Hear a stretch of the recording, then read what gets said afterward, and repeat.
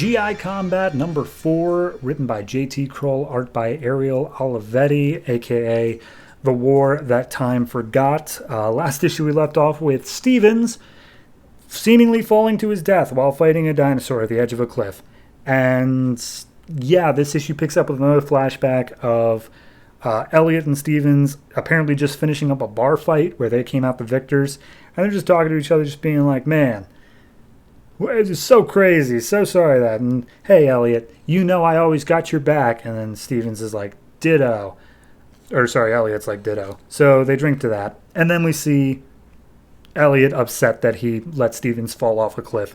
And he starts making his way through the jungle some more. While he's just like, oh man, you had a family, you had a daughter, and I let you down. Oh, I feel awful. But he's making his way through the jungle, and he comes across some herbivores, and he's like, all right, cool, I can deal with herbivores, that's fine. But then you hear a roar off in the distance, and some more carnivorous ones show up. So he starts running his way out of the jungle, makes his way to some plains, and of course one of the carnivores follows him, so he starts unloading some shots on him, which I swear they said he was out of bullets before, but whatever. So one of the dinosaurs he takes out, he keeps on running through the jungle, comes through another one that like bats him down to the ground, and they get into a little bit of a fight, but he's like, see, you're so used to stuff running away from you, I bet you don't even know how to put up a good fight. So he gets out like some rope or some wire from his, I don't know what else to call it, but his utility belt. It's just a lot of like pouches and stuff on his belt. And he takes it off, jumps around on its neck, and strangles the dinosaur to death. And he's like, whew, all right, well, that was something. But then all of a sudden he hears a radio signal of, he's like, you can just hear like, oh, can anyone hear me? And he's like, yes, this is Barracuda, please. Who's there? Answer, come in. I'm on the beach, please. And as he looks out into the water, he sees a U.S. like naval battleship being pulled down into the depths of the ocean by a giant squid. And all of the life rafts that are coming off of it are being eaten by Leopleurodons. So at that point, he just looks at the water, falls to his knees, and goes like, well, that's it.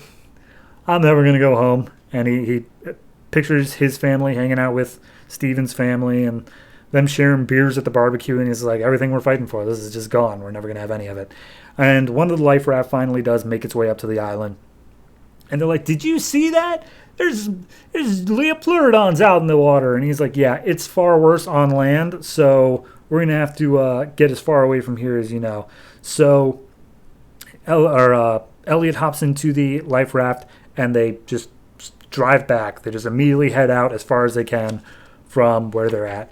And then the last page reveal here, we have a whole bunch of dinosaurs just at the watering hole. And we see a figure sneaking behind some trees.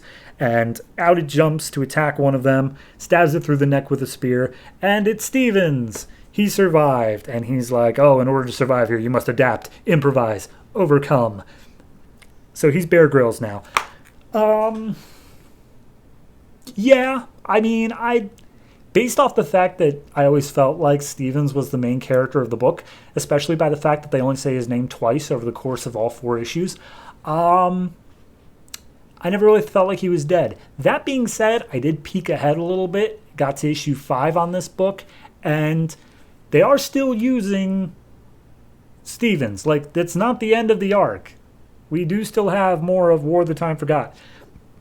I think 5 is the last one, but still, that's very surprising to me that they didn't just end it here. Like, doesn't this seem like the sort of thing of like, okay, we wrapped up the Elliot story, but then like, oh, it turns out they left him behind, and he's become something more than a man. He's able to live off, and it's like, that seems like an ending. This issue felt like an ending, but there's another one, at least. So, it's fine. It's good. I don't really have that much more to say about it.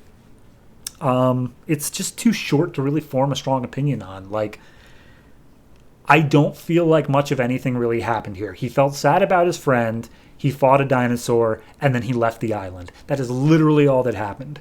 And I'm not really cutting off anything else there. So, I'll give it a 6.